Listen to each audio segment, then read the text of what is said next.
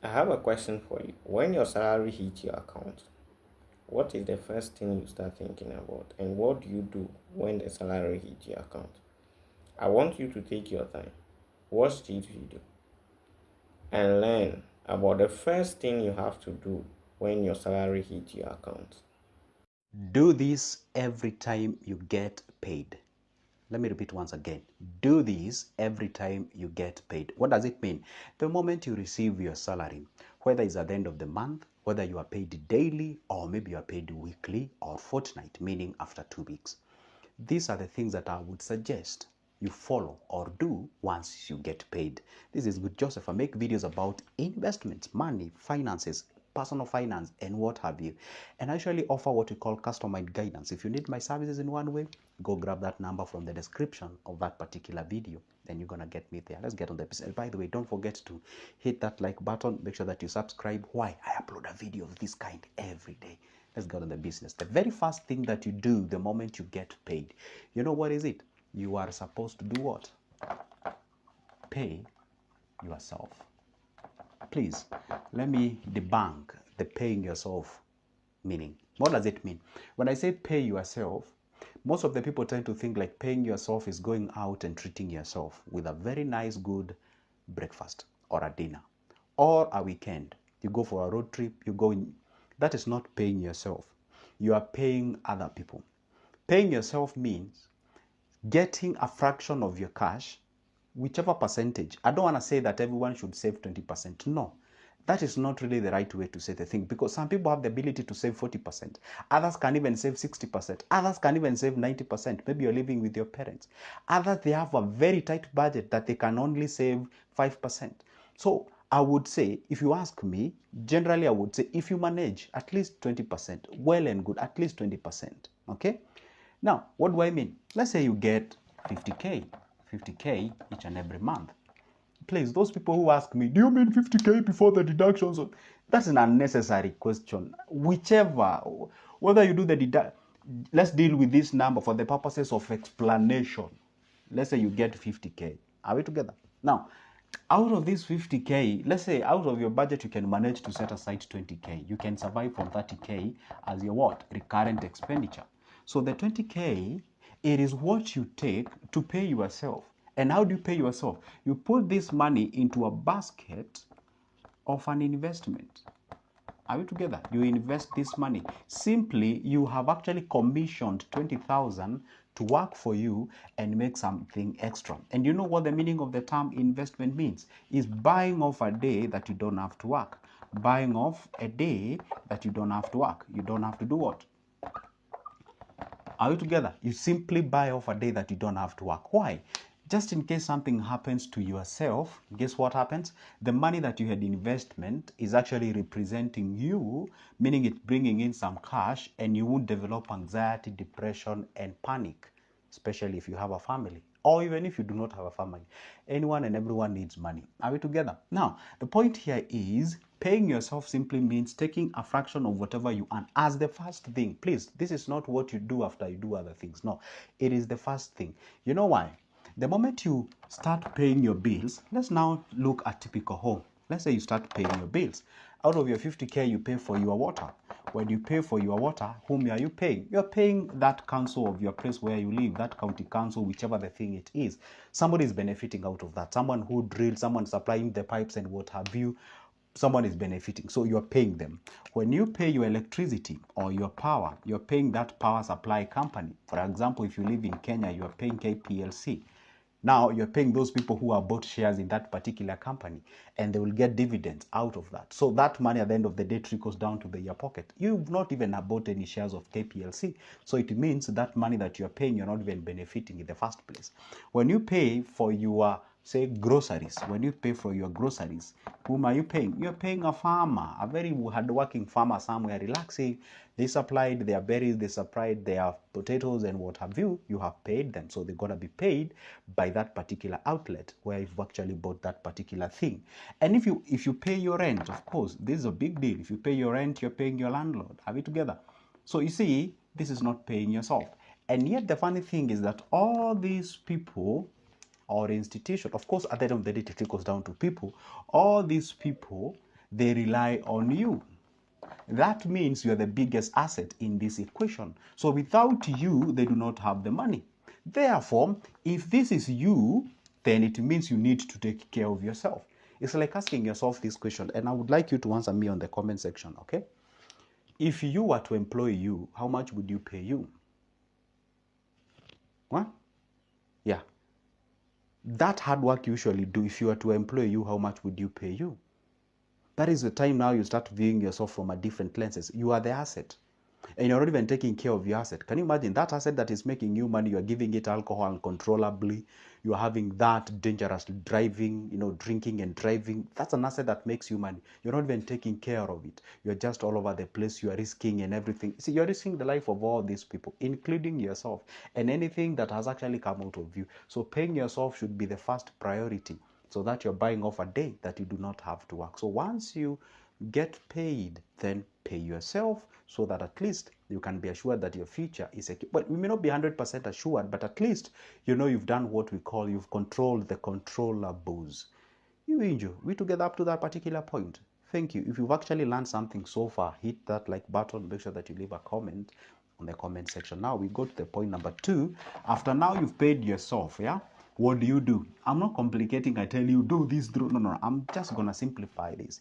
The moment you get paid, I said pay yourself. The next thing that you should do after getting paid is to now go what? Cater for what? You cater for the basic needs. The basic needs. The basic needs here are what we call them the must-have. Okay? The must-have. And the funny thing, these basic needs or the must-have, they are not developmental, they are sustainables. They don't grow you. By the way, even if you eat a very expensive dinner, caviar, each and every day, they don't grow you. Are we together? Unless you're eating that caviar as you connect with other people who can help you to network so that you can earn more in future. But if you're just eating to have fun and whatever, the only thing that you're going to gain is weight.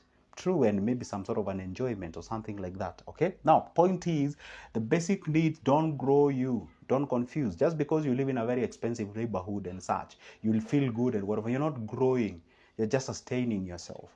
Now basic needs, this is when you do what? This is where now you cater for your food, the shelter. This is what we call the rent, and another thing you pay, of course, is your clothing.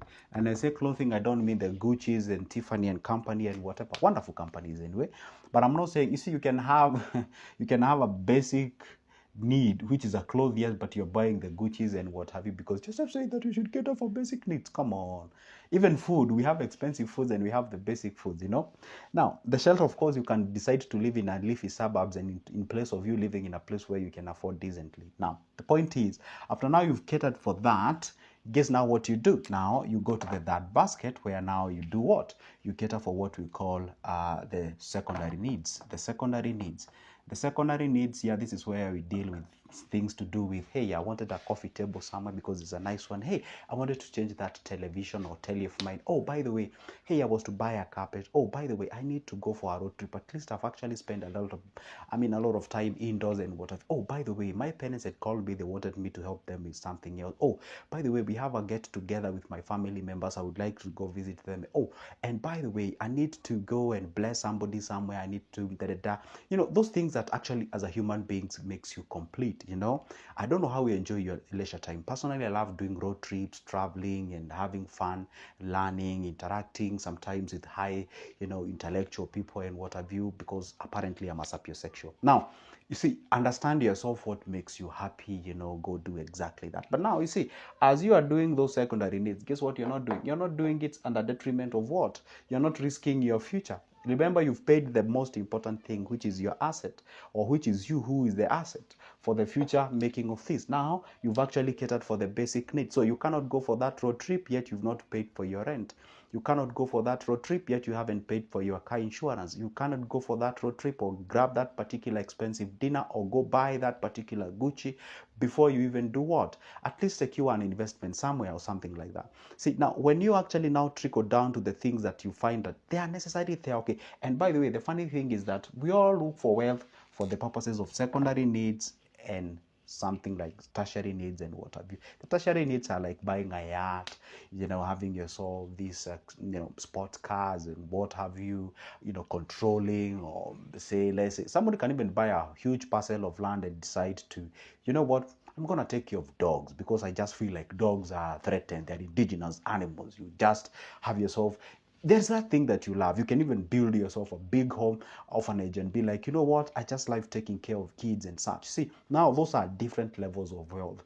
If you are good-hearted, that is how you're going to view it. You decide, you know what, I'm just so much concerned with people drinking good and clean water. You start helping poor people and something like that. If you are bad, if you have, you just, oh my God, I don't know what time it can give you. There are people who have money, but they are bad, yeah? You find like, hey, I just want to control every milk that is being sold in Kenya. Would like to control that milk. Every bread that is being sold in this particular country, I just want to have a hand on it. Guess what? Nobody going to start any alcohol business without me being involved. Guess what? I want to control all the governments. I want to make sure that governments, they decide what I say. I want to have power. I want to make... You see, there is that particular way of look of things, and there is a different way of look. But before we reach that particular level, please, when you get paid, pay yourself. Make sure that you cater for the basic needs. The other thing, make sure that you cater for that, what you call the secondary needs. At times, you cannot be able to cater for all the secondary needs because apparently the human needs are what?